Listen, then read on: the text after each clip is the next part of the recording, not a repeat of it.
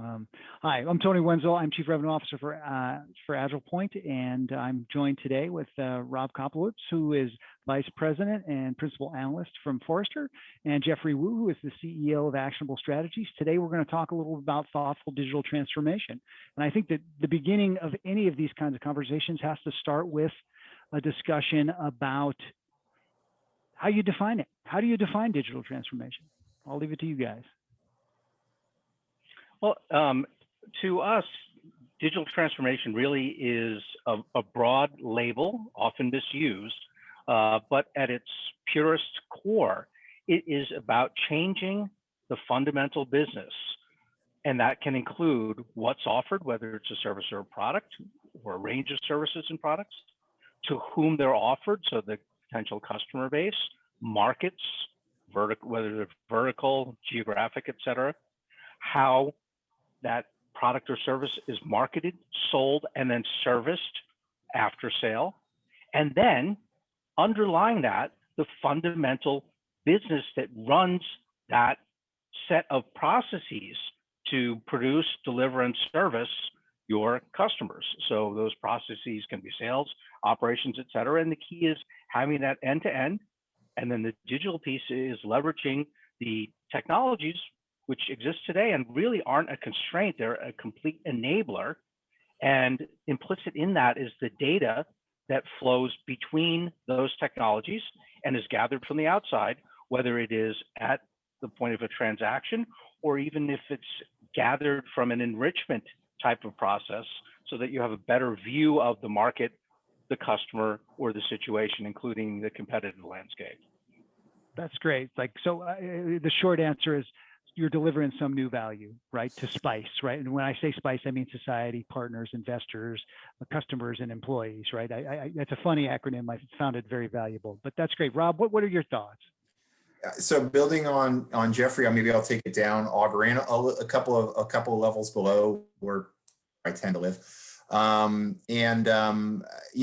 think what kind of shaped our research around process automation as relates to digital transformation was just a lot of digital transformation failures, right? So like 3 or 4 years ago, we were tracking, in the low 70% of all, identified digital transformation initiatives were failing, similar to the numbers that we're seeing out of McKinsey and others. And among the epiphanies we had was that there was a great deal of focus on the front end experience. So, you tended to hire somebody often from an agency, bring them in as a chief digital officer, call that, the initiative. It wasn't necessarily connected to your overall business strategy. It wasn't necessarily connected to your IT business strategy. Oftentimes the chief digital officer and the CIO were not particularly well connected. And then we, just kind of came to the conclusion through a lot of qualitative and quantitative research that the failure point was just that organizations weren't thinking digitally. So getting to, back to Jeffrey's point, it's a different way of working. It's a different way of offering services, but it's also a different way of operating that required a level and a pervasiveness of automation that we were technically ready to deliver, but maybe organizationally we were not ready to deliver. It was, a lot of the failures we found were trying to build a digital business on top of an operational model that's had a lot of manual and even paper-based processes. So, kind of down at the plumbing level, we see digital transformation as the ability for everybody in the organization to be able to express what they do in the form of software and make that an expression of the business and have that digital first, automation first mindset. That's different tools, that's different philosophies of business, that's different strategy from the top down, that's different enablement, different types of change management. I think, as we go through what we're talking about today, the technology, I think, is quite ready for it. Whether the organization is ready for it, I think is a little bit more difficult conversation. Interesting. Do you have any studies on that yet? On the cultural impact of these things and what creates cultural readiness? We really are diving into that research now, and I think a lot of this was a result of of COVID. You know, we're probably going to mention the C word a number of times during the course of this presentation, but COVID really was a massive forcing function in terms of testing organizational readiness. And what we found was that organizations that had embraced low code, or organizations that had embraced digital process automation to an extent, RPA, robotic process automation, any technology that was able to very quickly address situational automation need, those organizations did much better than the organizations who had a more traditional view of how automation should work. So, you know, the epiphany came, well, this is how we have to think about it, and automation is going to happen at a scale that we really haven't considered before. Maybe for some organizations, including some highly regulated ones, going all the way out to some citizen business developer participation in the process. Very exciting, right? However, you know, they very quickly came upon the realization that we're not ready for this from a governance perspective, from an organizational readiness, from a training perspective, from a privacy perspective. You know, we're not ready, however powerful the technology might be, for our organization to embrace that. So the answer is yes. This is a big focus of our research going into this year. And that makes complete sense, because if you think about it, if you have a greenfield and you're a startup, it's a lot easier to just start with an automated base, right, and leapfrog incumbents, because you're turning the battleship as an incumbent. You have those legacy manual processes, you have the silos organizationally, process-wise, and then you tend to have legacy technology if you're a big, large firm, and getting that into an effective change management program takes a lot, both from a human capital perspective, but also from a pure operational change perspective. And, you know, we've seen that over the decades. It's hard to make the next leap forward when you have all of that excess baggage, if you will. So that's really interesting. And I'd be curious when the study comes out to see what you found around the culture, whether it is one of complacency, whether it's one of, you know, ingrained mindset, lack of skills, for example. So that'll be a fascinating piece of research. I hope so. And I would even throw one piece into what you added there, Jeffrey, which is not only do you have legacy technology, legacy operational processes, legacy ways of working, but you have a legacy workforce, right? So, you know, everybody likes to talk about Spotify, but Spotify doesn't have, you know, they don't have a workforce that's entrenched in their working ways. Everybody comes in to an organization that is digital first, digital native, with an idea of understanding that software and automation are the tools that we're actually bringing to bear, whatever our business may be. Do you have any thoughts on how you kind of remove those kind of fossilized processes that are in there? You know, I mean, obviously culture is a tough thing to change. It's no one's figured out how to do it every time. But if you have any thoughts, I'd definitely be interested to understand. Well, so we do have, you know, we do have some folks who are moving along this continuum. We do have some, you know, some areas of success. I would say that the first thing that I would like to do, you know, if I were in charge of an initiative like this, is to start to build a culture where the business is closer to the software development process, right? So that might not mean, hey, everybody gets a copy of our low-code platform and you can begin developing like crazy. Many won't want to. Some will and will do a terrible job of it. But there's an interim step, and I think it's a step that we understand well, which is that we think different about the process analysis. We think different about business requirements. We bring the business actively into the software development process. We bring IT closer to the business. Prototyping and iterative prototyping becomes your requirement gatherings capability. And maybe that extends out to something like a citizen developer program. But in the interim, you know, to put the most blunt point on it, get your workforce thinking about how things would work if they were in a managed platform, in a managed process automation platform, as opposed to working in the tools that we've given them to date, which is, you know, spreadsheets and email. That's what they've got to date. Get them to understand the art of the possible in putting something into a managed platform, and get them involved in the development process, I think is a great first step. And I think, you know, to expound upon that, it's also getting in that mindset to the point where you're not viewing IT as a constraint and viewing what you have as the baseline. And with one of the companies we're working with, they looked at improving a process where they were ingesting lots of faxes. And then they said, well, let's throw OCR at it. Let's do this. And from our perspective, hold on, time out.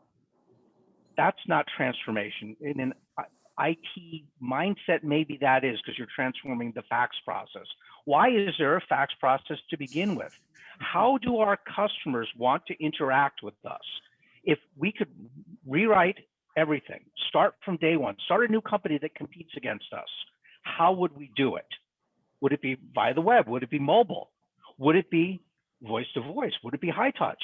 Let's figure out what that is and skate there to the puck rather than making a marginal improvement over an existing process, I would argue broken. But it's freeing that mindset of, don't forget about what we have. What do we want? And it might actually be cheaper, easier, and faster to build something new than to try to renovate something that is beyond its useful life, if you will. I think that's a really interesting one. So as we look at these kinds of projects and we say, okay, we know we have to have this big vision. We know we want to create value in a new place, in a new way, or in many different places, or in many different ways. How do you prioritize what to start with? Is there a playbook that says we always start here, or is there is it just that kind of organic to the organization, or is it opportunistic? I'd love to understand how you guys approach these things.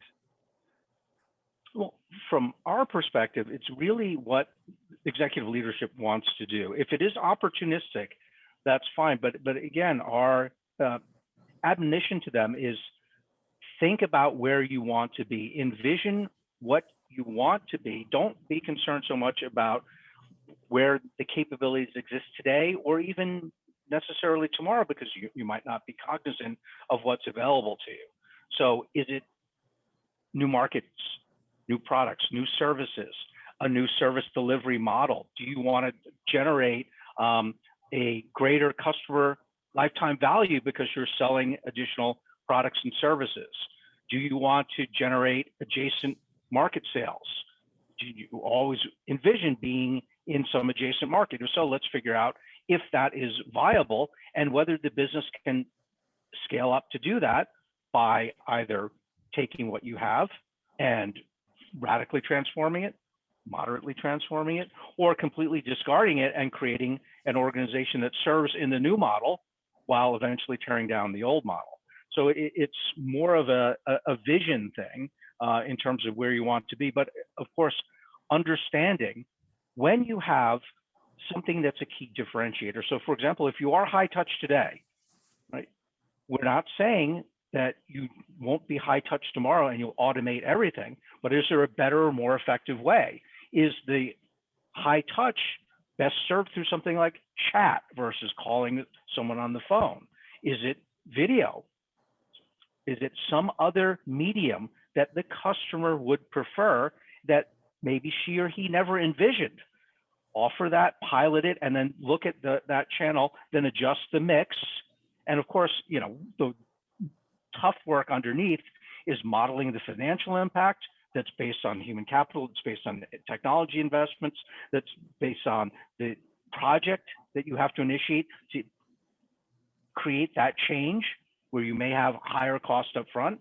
So it's looking at where you want to be strategically, laying out the potential scenarios in an options-based type of plan, and then attacking it, getting the feedback, the data, and then potentially recalibrating the plan based on that. And we can go into some examples, but I know Rob's chomping at the bit. Well, no, I agree 100%, Jeffrey. You're nailing it. Start with the business strategy. It should start at the C level. In some cases, it's starting at the board level. This is what we want to be as an organization. We want to move towards a more digital model. We want people to have more straight through processing when they come in. Don't take out of the consideration set those things like we want to be a high touch organization. Although, that high touch thing I think is also interesting. There was always these comments that said, well, Amazon will never build a brand because they don't have the touch points. It's too automated. It's just a web. They've done okay. They've done okay for themselves. But, I also think that, don't confuse high touch with, with things that are done inefficiently, right? So a customer with your customer service issues, a customer shouldn't have to get on the phone with you if they don't want to. You can still create those high touch moments, but downstream from that vision, it's really wonderful as an analyst when somebody calls you up and says, we're an insurance company, we've got a new CEO, we're launching a new product, and the CEO wants 95% of the new product registrations, new project on product, new customer onboarding to be straight through processing. That provides, basically that's a mandate from the board to be more of a digital business, right? And to start to figure out how to do that. But what flows downstream from that, you asked originally the question on prioritization, Tony. That prioritizes what are the touch points of that onboarding process? Who's involved? Where do we have manual processes today? They might be in part of the organization that doesn't have very much budget and doesn't get very much attention, so hasn't been prioritized. It starts to create more cross-organizational support because the processes don't respect your organizational boundaries. It starts to create processes that run across those, but the common set of KPIs is well understood behind the scenes. And then getting back to Jeffrey's point, measuring it. Is it working? Is it causing better customer interactions? Is customer satisfaction up as a result of it? Where are we missing the mark? But kind of tying that strategy all the way down into the technical execution, and then what do we as participants, as business people in the organization, have to do to participate in that? Becomes a very different organization. We did track, we have tracked data over the course of the last few years that said, a lot of process automation was about cost reduction, and it's increasingly about customer experience and digital transformation, aligning with digital transformation efforts. You're going to reduce a lot of cost by moving towards a digital model, no matter what you do or what the driver is. But that was a profound change for our customers, because when it was focused on cost reduction, when the KPIs were aligned there, they tended to happen in organizational silos. I took cost out, but the process then moves on to the next part of the organization, and they could take their cost out. But if there's friction between the 2 points, you're not digitally transforming, you're not changing the customer experience. So the alignment is getting there. The strategy is getting there. The execution, I think, will be ongoing. Do you think there's a difference in mindset from organizations that consider these things modernization versus transformation? For example, we had a client who replaced, it was an IoT company that replaced 8,000 SharePoint apps, with 2,000 new apps built on our platform in about a year. Which was kind of, for us, was an eye opener, because we always thought this is all about new stuff. This is all about new apps, new delivery of stuff. In this case, they were saying, well, we want to replace, a bunch of old apps that maybe aren't serving us as well, or rationalize apps, or, take 8,000 and do the work of 8,000 with 2,000, that kind of thing. Do you find a difference in prioritizing by the way that the initiatives are considered or named, or do you guys have a way to control vision on that? Well, to the title of this session, that's less thoughtful, right? Yep. And we've chatted about this before. Cost takeout never goes out of style. We talk about that, right? But to Rob's point, shouldn't be the fundamental driver. It naturally occurs if you are taking process, automating it. Naturally, you should also seek to improve that process, but you're backing your way into the strategic gains that you can obtain. That high touch example. Rob, you put it best. If it's straight through, you don't need any touch because there's no customer service element, because you fulfilled and delivered. There may be some post-sales touch, but nothing before that. So the process automatically generates better returns, whether it's removing costs, whether it's improving your revenue numbers ideally, but being mindful of why you're doing something makes it a lot easier, because you then have a strategic driver for people to rally around. And that's especially key when you have to lead those cross-functional teams to execute, because larger organizations especially have silos of applications which are juxtaposed against silos in the organization, and people have vested interests. And change is not something people often embrace, especially as they get further along in their careers. And it's just the nature of it. And Rob's study around why so many was it CDOs, chief digital officers, that wound up failing? I think it was. It was chief digital officers, yeah. Yeah, because again, you can go in and set up something beautiful on the front end, but you can't execute on the back end because you haven't done the hard work of building the support across the organization with people that have entrenched ideas and things at stake, right? So it's really trying to drive it from the top with a strategic set of levers you can pull and hang your hat on and rally people across the silos, because things will be disruptive if you truly are transforming.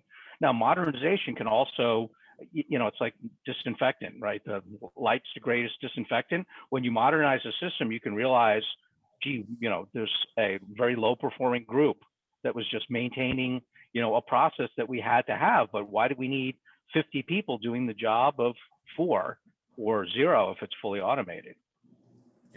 Yeah, it'd be interesting to get a sense from you guys where you think the light gets blocked, because I think it's a really good point, and probably one of the next things we want to talk about is winning techniques and methodologies for making these things happen. Clearly, there's got to be some alignment with the business strategy. We've got this idea of what we want to do. We have this new way we want to deliver value, but then the hard work of getting into, okay, here's our OKR or our lagging indicator, however you want to think about it. Here's what our leading indicators have to be, or our KPIs to get there. And how hard is that work? I mean, this is again, you get into this cultural rubbing. I'd love to understand how you guys think about that. I think that work is really hard. I think the sociology is always harder than the technology. But it's just kind of it's a different way of thinking. It's a different way of measuring the output in your business. I mean, we make changes, right? As business people, you guys are young folks, but I literally came into the workforce before PCs, right? I mean, the profound change of coming in and having, typists and, word processing machines and what we're doing today, it's a profound difference. The computer on every desk, the computer in every pocket created profound changes in how we work. And I think that we're entering an era where now this kind of automation is going to create this next profound change. And some of it's going to be done through hiring, and some of it's going to be through training, and some of it's going to be through, simply, prioritizing those people and those processes that provide the greatest value. But the change will happen. I mean, it's going to happen one way or another. The system that we live in, for better or for worse, will weed out those that don't adapt to this and don't align their organization both technically and strategically to this coming opportunity. So it's going to happen, right? It's going to happen. So winning techniques, what do you think? Methodologies, road mapping, design thinking, best practices, what do they look like, Jeffrey, when you engage? So definitely, starting with the customer first, and then having, from a process perspective, focusing on the vital few output metrics, right? What does it mean to the customer? And then aligning other metrics as you descend into the organization against those. So even if I'm not customer facing in the process that I'm the owner of or that I participate in, what impact do I have on those key customer measures? And I'll give you an example in the energy industry. We worked with a client who had some very specific top level goals over the course of 10 years in terms of customer impact. So, how many outages, how long were they, how frequently did they happen? And then everything else, they asked us to line up against that. So that included things like, how long does it take to get trucks to roll to a given point? Response time, yeah. Yep. But that also meant, well, do they have the right parts? So that meant, we had to have a process go end to end that includes sucking data out of SAP, pushing stuff in there for workforce management, et cetera. But again, previously the view was, well, I only care about this one sub-process inside my organizational container implemented on this ERP system, and that's all I know, that's all I care about. Once we had a descending set of metrics, people understood what their mission was.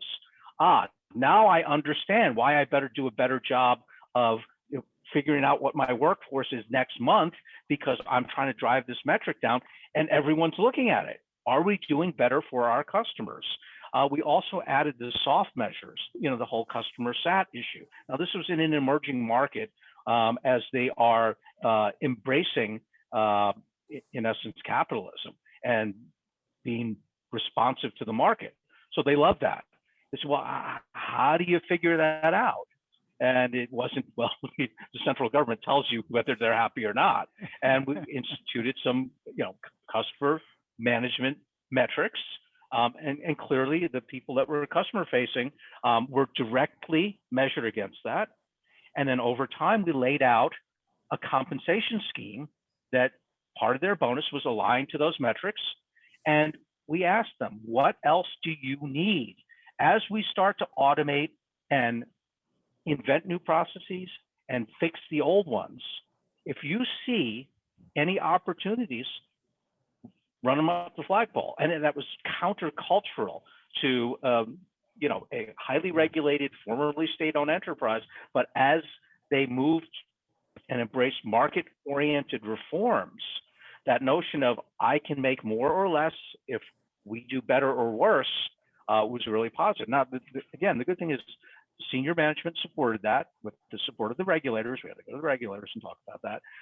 But the fact that my individual compensation could be higher or lower if I did better for the citizens in this case was completely radical to them. But it's something where they leapfrogged what we do in Western markets, because a lot of times, well, it doesn't matter if the PUC doesn't give us money, then we don't improve things.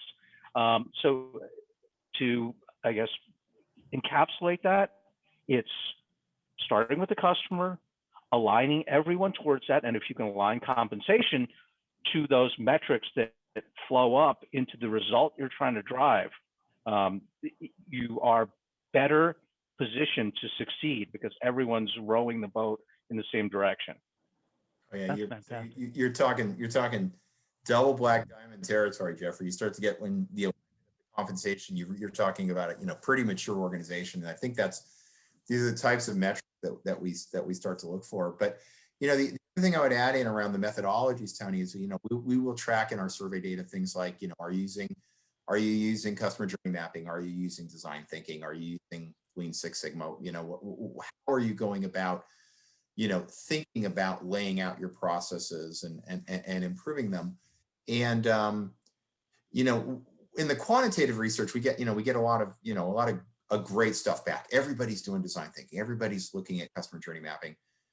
And we dig down a little bit deeper and we find out, well, they're using the term, but they don't even really know what it is, right? I'm a process guy and I build, workflows and I'm using customer journey mapping. Well, you're not. And so the alignment of the skills, staying within your own lane in terms of what your area of contribution is another area that I think we're getting better at, right? So, customer experience professionals or employee experience professionals should do their job. And, when we did this research and tried to say, well, what is the role of customer journey mapping versus process mapping, and how should the various, pieces fit together? The best practices that we discovered in our research was, sorry guys, on a RACI chart, we kind of report to them, right? They set the stage in terms of what the customer experience should be like. They set the stage in terms of what the design should look like, and we support them. And sometimes it's in, it's in an end-to-end process. Sometimes it's in automating a piece out of a process. Sometimes it's in, some micro process that could be improved upon. And sometimes it's stay out. We need the high touch right here. This is really important. We maintain this high touch. But this working in isolation as technologists, this is another thing we have to break out of. When you get to those strategic goals, they become around what are you doing to serve your customers or your patients or your citizens, and how do we then plug into a broader model that meets those strategic goals, and who owns what part of the methodology becomes important. What we have now is we have really powerful agile tools that are very adaptable to be able to do things from a technology perspective to bring the art of the possible to the broader, to the broader strategic goal. That is emerging in a very, very real way right now. Oh, that's excellent. I mean, you got some other examples, Jeffrey? I thought that was really a fascinating one. It's almost too big. So I would love to understand how you got, access and the ability to really get in with people and understand how to create alignment with them. Obviously, with compensation is one way, but how you create alignment and thinking across these different groups, and you got your baseline information. That kind of stuff's fascinating to me. Honestly, if we don't have support from senior business leaders, it doesn't necessarily have to be the CEO, but if it doesn't come from business leadership, it is a real uphill battle. That's why our clients tend to be on the business side. And I'll be blunt, in some cases, corporate IT is not as helpful as they can be. And having been in corporate IT roles, I understand completely, right? Their job is to make sure the lights stay on and to contain risk. And that could be cyber risk and other things. So bringing in new tools, changing things that already work, it can be issues. Maintaining standards because they have to deploy it broadly into an enterprise are sometimes more important than serving the internal customers, depending upon how they're being led and how they're being compensated. So it really is finding the business problem, breaking it down, and finding, we talked before about, how do you prioritize? It's really working with the business stakeholders and saying, well, what can we deliver as a proof of concept?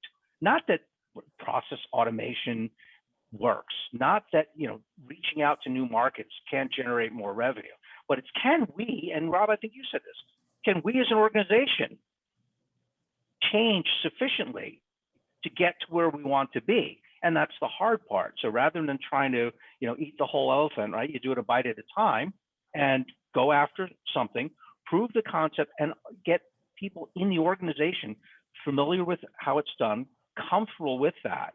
And, we talked before about citizen developers and about enabling people to do continuous process improvement. You don't get there overnight. So you start to lead them down that path, and I'm going to use the overused word journey, but it is a journey to the point where the organization is self-sustaining and self-improving. You cannot jump to a level of maturity like that without first going through some growing pains, building up those capabilities internally, finding those champions in those different parts of the organization to say, wait a second, I don't work for Sally, I work for the company. I need to do the right thing, and the company has customers. If I just do the right thing, everything will fall into place. It's a simple North Star to follow, right? Of course, you want to be ethical about it. So there's two North Stars. But when you do that and deliver, the pace may be slower at first, right? Because you have to lay in some foundational things. You have to bring the people in the organization along with you. You can't always bypass everyone. When you do that, though, you start to build some critical mass and momentum, and that will feed upon itself eventually. Hey, Rob, again, and just can I just jump in quickly? And I think, we've kind of dwelled a little bit on how hard this is and pulling people along and how difficult it is, but you're going to have a lot of really highly motivated people out there. You will be surprised when the training is made available, when the training is made available, how many people have been wanting to do this for a very long time. You have to be careful to make sure it's like, oh my gosh, it sounds like everybody wants to do this. It's probably some percentage, but those champions, are willing to kind of carry the banner for you out in the organization. So, identifying those change agents, identifying those people who are motivated and want to help people to make change. And, one of the patterns we've observed, which is really interesting, is a lot of them end up in IT. End up becoming centralized resources that are sent out into the business to the business how to work in this more adaptable way. Yeah, we talked a little bit about this before. Like as we see the whole world democratizing or disintermediating or self-serving, whatever you want to call it, that access to information is it's easier than ever. You can trade stocks the way you want. You can book your own flights. You can get real estate. You look at everything's been democratized. The cloud has democratized the data center. So there's probably no reason to think that integration's not going to get democratized. Business processes isn't going to get democratized or become self-service or application development. And I think you've said before that Rob, that this is happening. The time is now. We talked a little bit about turning IT from a power center into a power broker, which is what I think is a much better job, right? Because you give people access to what they need, and you build that hybrid model where you can deliver at two levels. Like I give you access to the information you need to do the things you want to do by building information into a cluster, right? You take information from here and here and here and here, and you build the app you need to serve the customer over there. So it's interesting. Have you seen trends, in how people do that, create that hybrid model intelligently?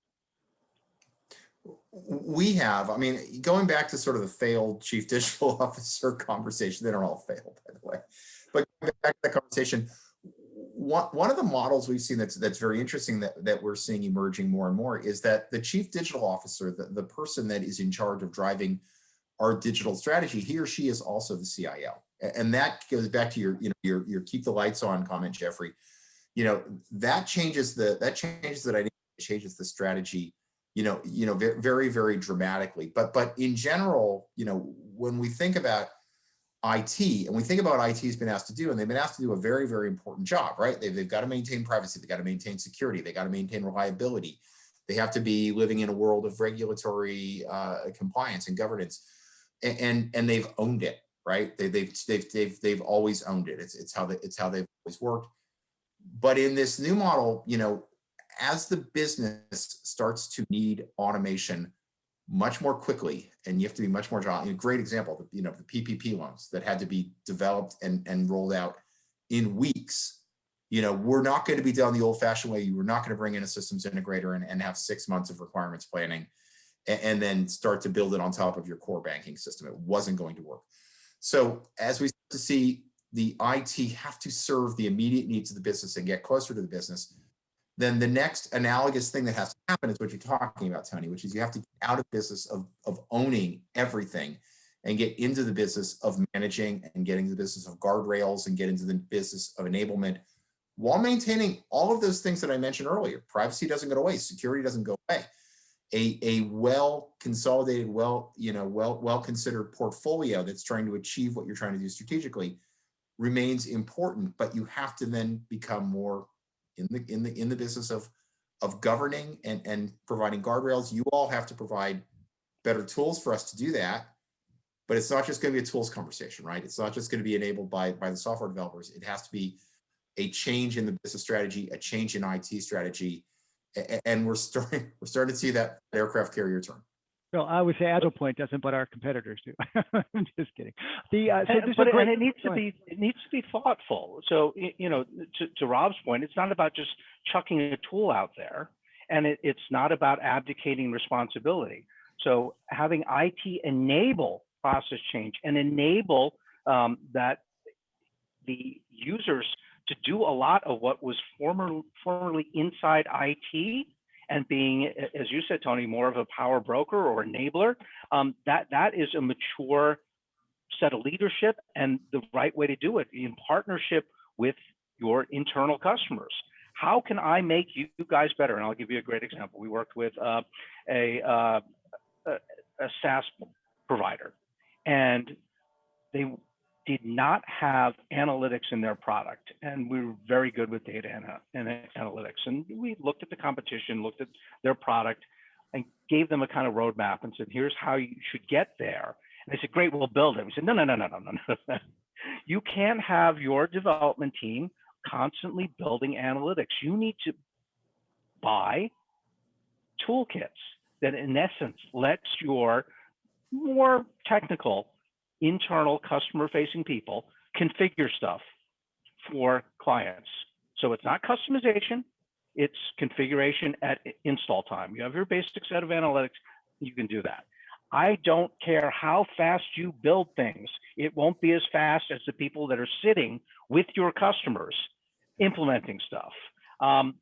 Huge pushback from development. So what did we do? Ran a pilot. They're like, all right, sold. So now you don't have to reinvent the wheel and you can go deliver better functionality. Does that make sense? Or like, yeah, that makes a lot of sense. We don't have to control it. It was a huge mindset shift. It was a difficult conversation. Meanwhile, there were, a bunch of developers. Rob, to your point, not everyone is a naysayer. There were a bunch of folks saying, yeah, why are we doing that? We can buy something. I don't know what it is, but why don't we do that? And the internal customers were saying, we're taking too long to meet our customer needs, and our competitors are, beating up on us because we have a real gap in functionality and longer implementations. So that notion of democratization is definitely supported by the tools, but it's also, Rob, to your point about making sure that the organization is structured such that that happens in partnership. And then the governance is enhanced. Why is that?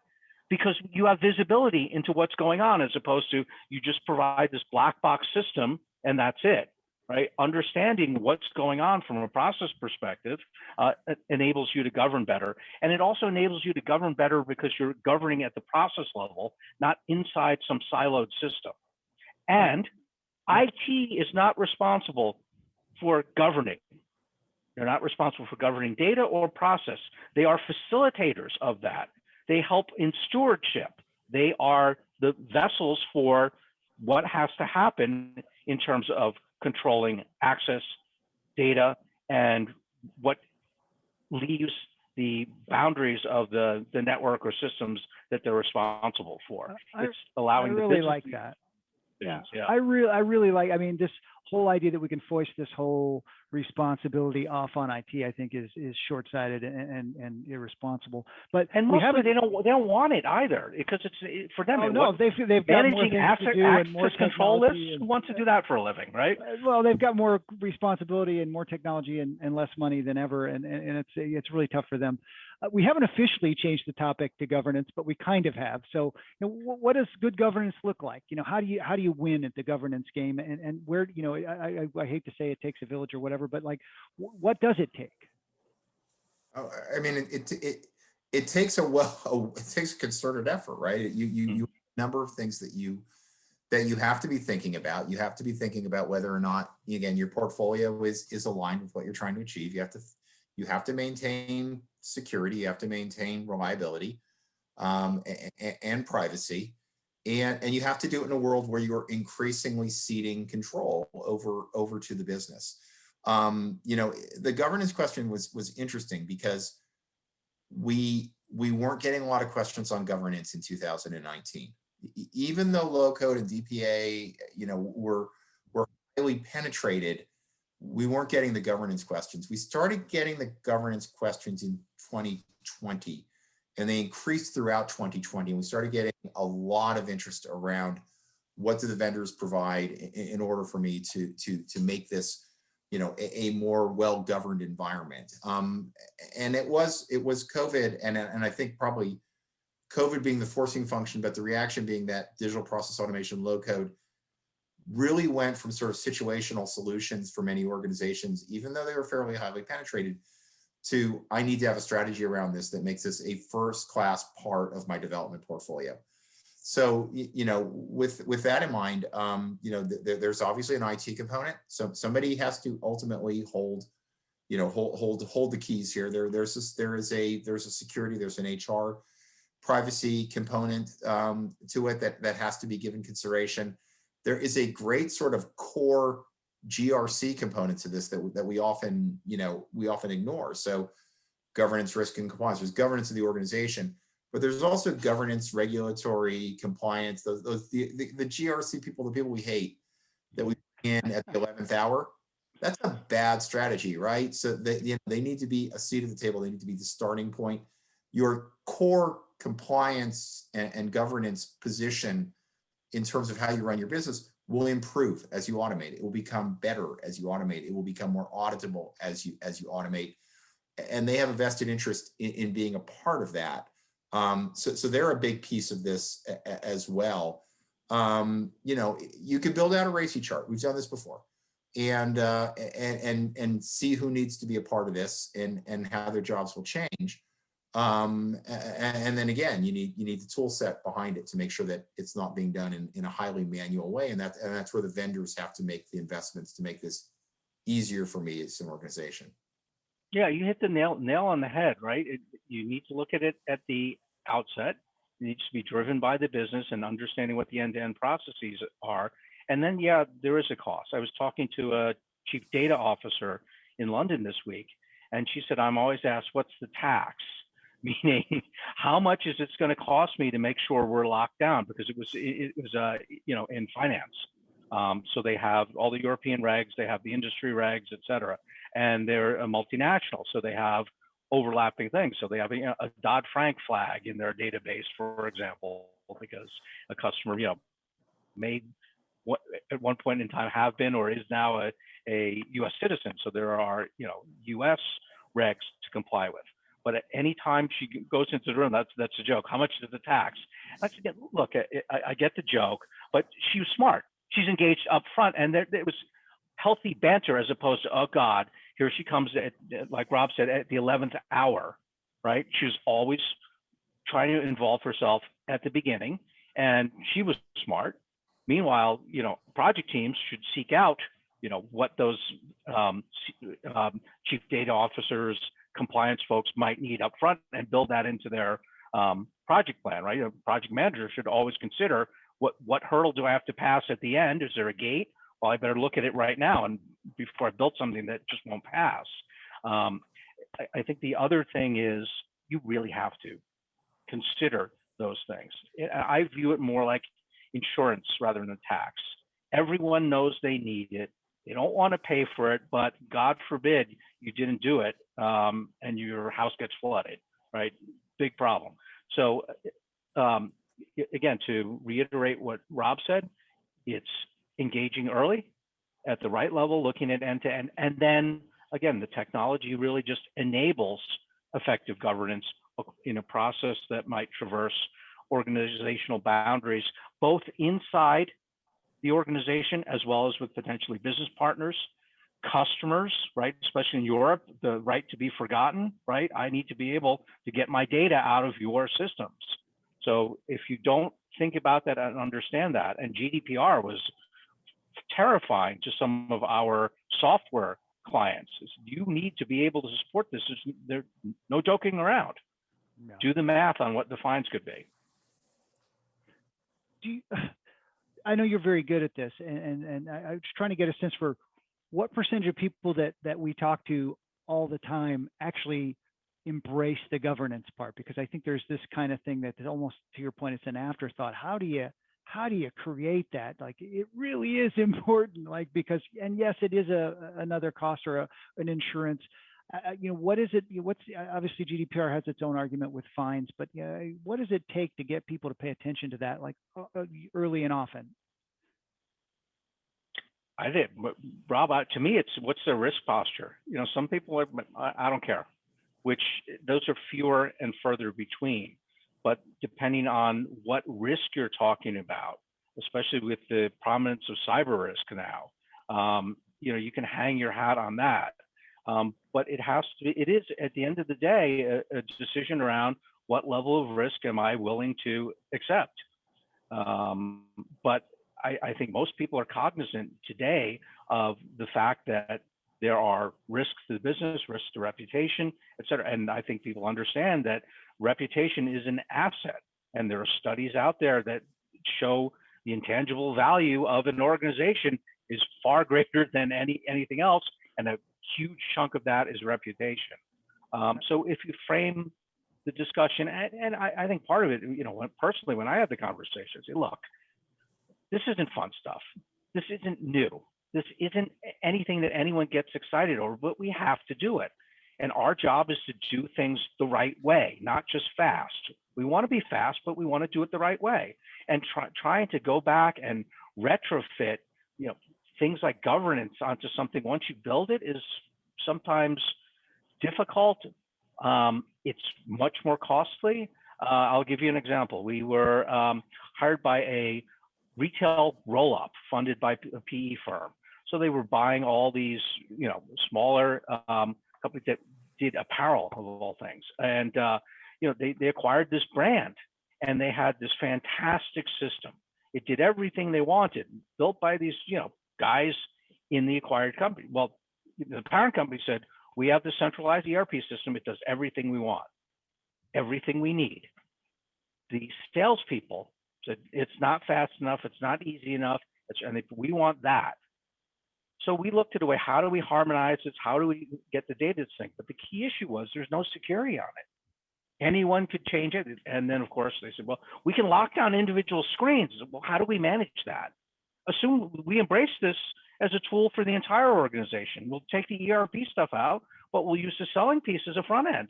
We're not bigots as to, what goes where. We want to do the right thing and create the best process. Trying to retrofit that back on basically meant rewriting it, which is an okay decision. Maybe you do rewrite it, but use a better technology with a mindfulness around the process. We talked about thoughtful transformation. That's okay. Now you have a good model as to, how to sell better, because these guys were acquired because they were very effective at selling. I really like that. Yeah. It is a tough conversation to have, though, because look, even the time to have the conversation has a cost, and then to actually say it's going to also cost you money, and we're going to have a cadence every 3 weeks where we're going to actually talk about this stuff, and we're going to have metrics that we're going to track, and I know this has become a big thing on the board of directors lately, is this whole how are we governing it at the board level, and it's not just IT, it's all kinds of other governance, to your point. But so I know we're getting towards the end of our time. Rob, do you want to tell us a little bit about what you think about where we are in the industry with business process automation and application development? And I'll ask you too, Jeffrey. Rob, what do you think? I think we're entering the Renaissance. I think we've been hammering away at this, through the business application and the BPM era, and we did a lot of good work. But I really think that this is really kind of taking center stage now. And again, I've said this a couple times during the course of the hour here. COVID was the forcing function, right? It really brought this to the forefront. Though, I foresee a world where people are increasingly, there's increasingly democratization of process intelligence and process improvement from a non-technology perspective that translates into technology that increasingly we're all closer to the automation process. So I think it's happening, and I think it's happening very quickly, and it's happening right now. Excellent. Jeffrey, what do you think? I'd say Rob stated that beautifully. It's really the technology is there. It's a matter of getting it deployed and getting those mindsets oriented towards looking to the future of how you want your business to look, and then implementing those processes and using the technology tools to tie everything together. Fantastic. Anything I should have asked you guys that I didn't? Biggest challenges, biggest risks. But I think, I think we covered enough of the negative cases around that. And trust me, I'm real positive about this, but I want to go in eyes wide open and know what the potential hurdles are, so that we can jump over them and make things successful. That's why I brought up so many of those challenges. None of this is insurmountable. And frankly, change management is nothing new. Aversion to technology is nothing new. The younger generation coming in more technology savvy than the previous one is nothing new. We just need to embrace that and look multi-generationally and figure out how to make things work for everyone, because democratization has to work with the people that exist in the organizations today as much as the next generation coming in that are digital natives. Amen. What Jeffrey said. Amen. Well, I want to thank both of you, Rob Koplowitz, VP and Principal Analyst at Forrester, Jeffrey Wu, CEO of Actionable Strategies. I'm really grateful for your time. Thanks for giving us a great conversation, and please let me know how I can be a resource to you. Rob, wonderful insights. This was great. Thank you. Thank you very much for putting this together, Tony. It's a pleasure working with you. Absolutely. Likewise. Make it great, guys. All right.